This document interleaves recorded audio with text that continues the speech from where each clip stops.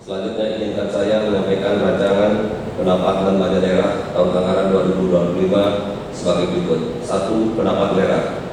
Pada rancangan KUA, PPAS tahun anggaran 2025 dirancang 10 triliun 488 miliar 513 juta 910.081 rupiah, meningkat sebesar 897 miliar 391 juta 261.362 rupiah atau 9,36% dari APBD hidup tahun anggaran 2024 sebesar 9 triliun 591 miliar 122 juta 648.719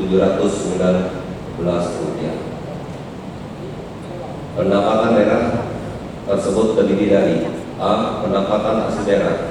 Pada rancangan KUA PPAS tahun anggaran 2025 dirancang 9 triliun 689 miliar 435 juta 648.712 rupiah, meningkat sebesar 1 triliun 106 miliar 349 juta 98.585 rupiah atau 12,89% dari APBD induk tahun anggaran 2024 sebesar 8 triliun 583 miliar 86 juta 550.127 rupiah.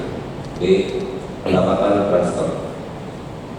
Pada rancangan KUA tahun anggaran 2025 dirancang sebesar 799 miliar 78 juta 261.369 rupiah, menurun sebesar 205 miliar 21 juta 837.223 rupiah atau 20,42% dari APBD induk tahun anggaran 2024 sebesar 1 triliun 4 miliar 100 juta 98.592 rupiah.